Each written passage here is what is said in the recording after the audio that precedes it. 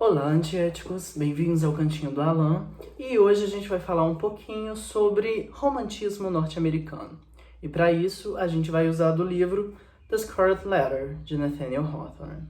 Então, vem comigo. The Scarlet Letter é um livro tão marcante que inspirou inclusive filmes como Easy A, com a Emma Stone, e algumas outras versões dele na cinematografia. Ele fala de Hester Prynne, que é uma mulher que foi acusada de algumas coisas. Mas vamos contextualizar o que está acontecendo. O Nathaniel Hawthorne, que é o nosso autor, ele tem uma herança relacionada às famílias que guiaram as caças bruxas em Salem. Então, ele muda a maneira como o nome dele, o sobrenome dele, é escrita para perder a conexão com essa caça às bruxas, que nós sabemos que de bruxaria não tinha nada. Era apenas uma perseguição às mulheres que não se encaixavam nos paradigmas da sociedade puritana. E aqui a gente já tem o primeiro ponto, que é a sociedade puritana norte-americana.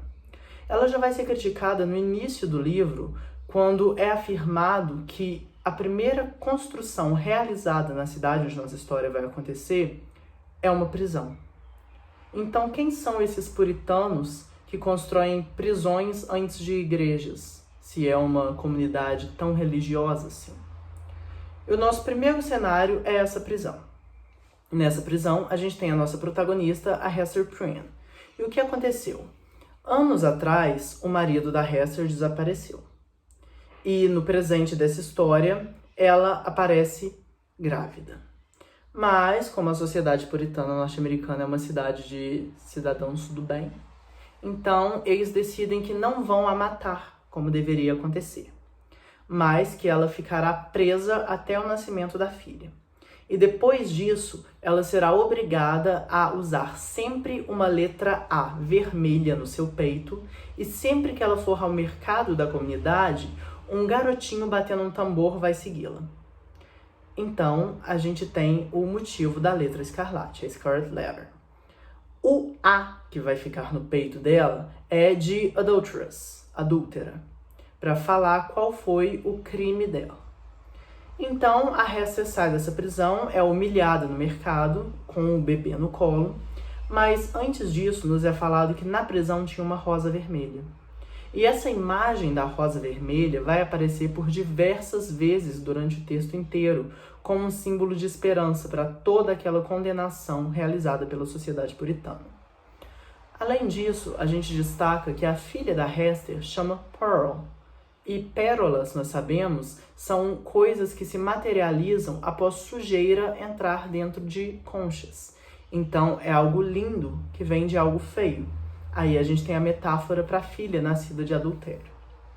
E o que acontece? Enquanto a Pearl cresce, ela vai se tornando uma criança extremamente diferente. Afinal, ela é criada longe de toda a sociedade, já que a Hester é excluída da comunidade.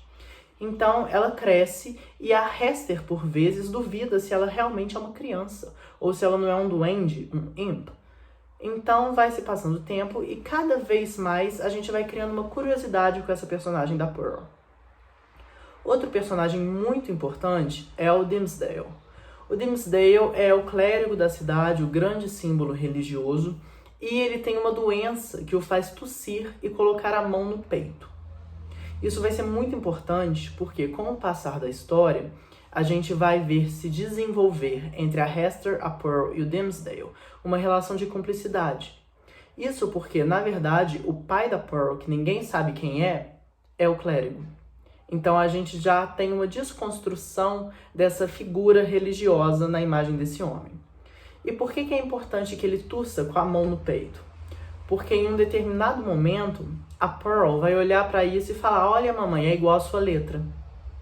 Então, a gente tem os dois adúlteros, no qual a mulher é condenada e o símbolo religioso não, mas ambos carregam a letra escarlate no peito.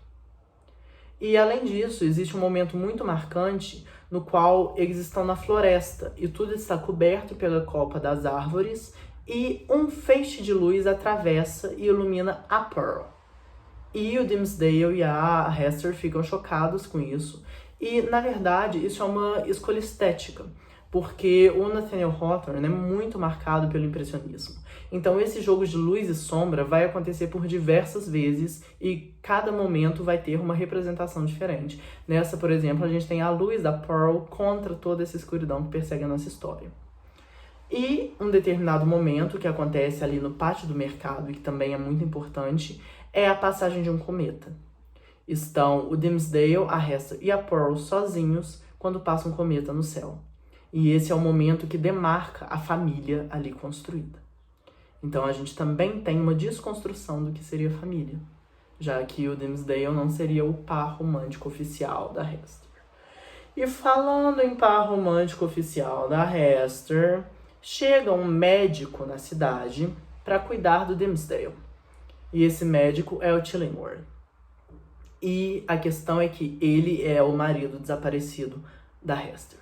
E ele é a personificação do mal.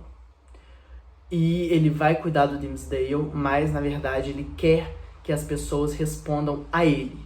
Ele não quer que a Hester responda à sociedade, ele não quer que o Dimmesdale responda por ter rompido com o acordo de igreja dele. Ele quer que a Hester e o Dimmesdale respondam a ele.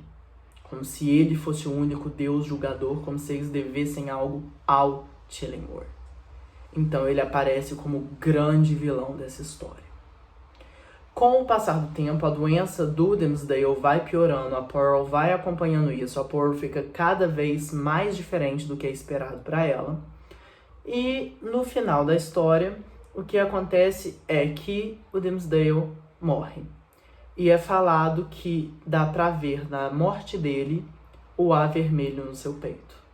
Então ele morre, de certa forma, condenado pelo adultério que ele cometeu.